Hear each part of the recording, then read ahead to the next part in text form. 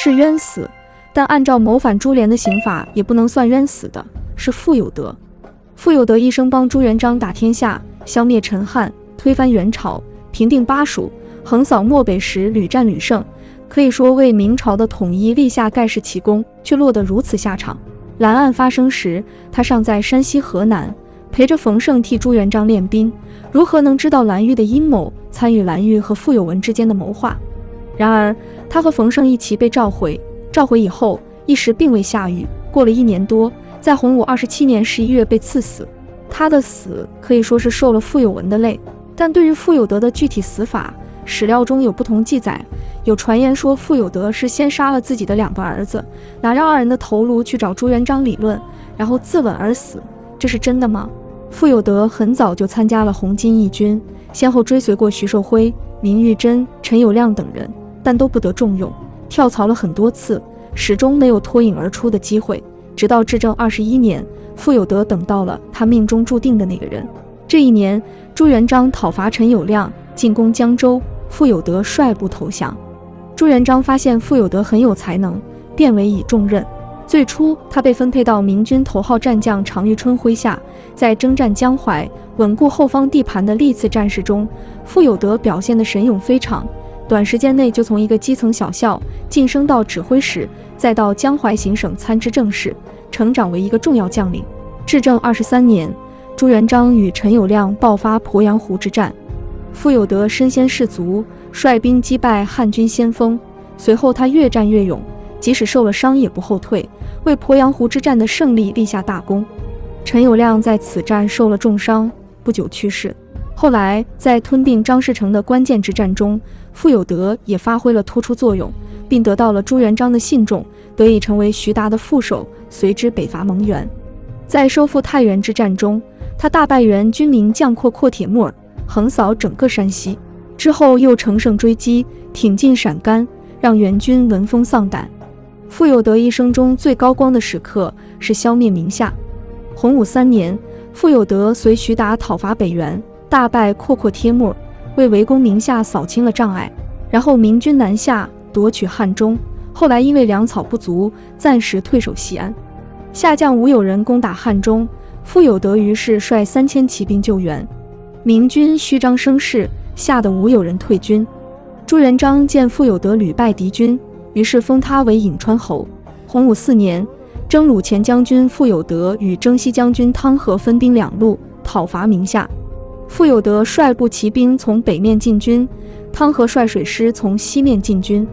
傅有德假意要从金牛道进军，实际暗度陈仓，从小道进兵，攻克接州、文州、绵州。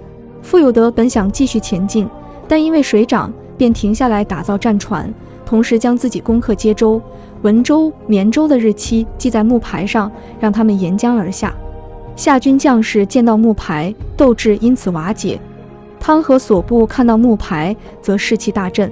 宁夏丞相戴寿听闻绵州等地失守，急忙从瞿塘调出一部分兵力支援汉州，但傅有德早已率军过河，攻克汉州，直逼成都。戴寿见明军前来，于是率象兵迎战，结果被傅有德的火器击退，大象因此反而冲向夏军，使得戴寿惨败。汤和则率军攻克瞿塘，直捣重庆，俘获宁夏皇帝明升。戴寿听闻明升投降，于是县城都投降傅有德。朱元璋听闻大喜，认为傅有德是消灭宁夏的第一功臣。如果说在灭陈友谅和攻打北元的战事中，傅有德统领的主要是一支偏师的话，那么从灭蜀之战开始，他的地位就逐渐上升到了战略层面。此战他首先收复汉中，从西面迫近成都，牵制了蜀军主力，这才给了征西将军汤和与廖永忠直逼宁夏首府重庆的机会，并最终一举灭蜀。在洪武5年，明军3路出击，征讨残垣余孽的军事行动中，其他2路都颗粒无收，唯有傅有德7战7捷，一路打穿了河西走廊，其战果之风令全军震动。而以他为主帅的平定云贵之战，代价不大，成果稳固，使得这一区域从此成为华夏不可动摇的核心领土。作为将帅的傅有德，东征北伐，平西镇南，其活动足迹之广，不仅是明军将领之最，就算在整个华夏军事史上也算罕有。而且他还善于培养军事人才，像穆英、蓝玉等大明第2代核心将领，都是在他提携下成长起来的。所以洪武17年，傅有德就从颍川侯升级到了尹国公，成为大明最顶级的勋贵。时人大都认为，单论军功的话，他应该仅次于徐达和常遇春。洪武25年，蓝玉被杀之后，傅有德忧心自己会是朱元璋的下一个目标。有一天，定远侯王弼拉住傅有德，悄声说道：“皇上现在年纪大了，看样子是要把我们赶尽杀绝，你说咱们该怎么办？难道就这么坐以待毙吗？”傅有德一听，立马警觉起来。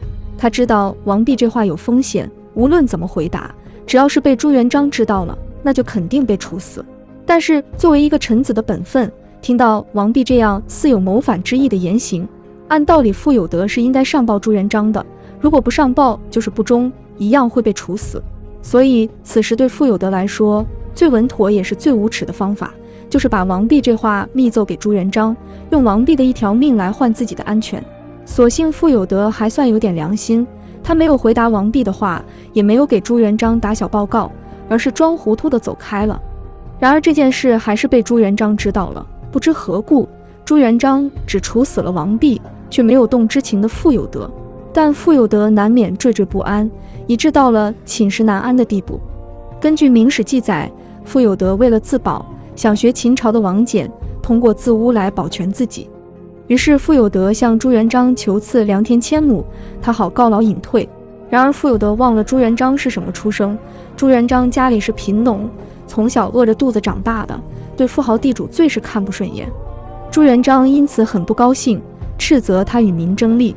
同样走这条赛道的汤和就聪明很多，他向朱元璋要钱要美女，唯独没有要土地，达成了寿终正寝的成就。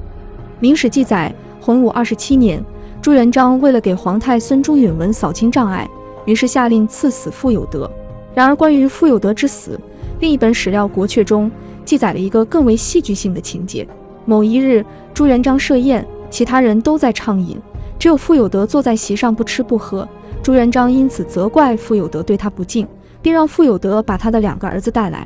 傅有德领命出去后，有侍卫传来朱元璋的话，让傅有德提着儿子的人头回去见他。不多时，傅有德带着自己2个儿子的头颅回到宴会厅，面对大惊失色的朱元璋，抽出藏在袖间的匕首说：“你不过是想要我们父子的人头罢了。”说罢便自刎而死。后世很多人对这段情节信以为真，然而《国阙》所记载的接近小说情节并不可信。《明史》和《国朝宪征录》的记载则较为可靠。首先，朱元璋如果要杀傅有德和他儿子，不必这么多此一举。朱元璋固然是个雄猜冷血的君主，却也没有如此折辱戏弄人的爱好。说到底，朱元璋杀人是为了维护统治，而不是以此为乐。其次，傅有德与自己的2个儿子有父子之情，哪怕朱元璋要杀他儿子，他也不一定下得去手。因此傅有德不会因为侍卫一句话就轻易地杀了2个儿子。最后，即使朱元璋要傅有德杀子，傅有德真的动手了，那他提着2个儿子的人头就能见到朱元璋吗？朱元璋敢让一个被逼杀了自己儿子，对他怀恨在心、藏着匕首的武将站到他的面前吗？他何必冒这么大风险去赌一个在战场上杀人如麻的武将不会在这个时候狗急跳墙呢？只要稍微一思考，就会发现，只要是个还有点理智的正常人，都不会做这么变态的事。最后，《国阙》是清朝的谭谦所写，距离明初有近300年的历史，因此难免会有些错误。《明史》虽也是清朝所写，但毕竟是官修史书，不会把民间谣传也编写进去。《国朝宪征录》比《国阙》还早50年，也只记载傅有德是暴卒。如果傅有德杀子在自刎是真有其事，《明史》和《国朝宪征录》也没必要帮忙遮掩这件事。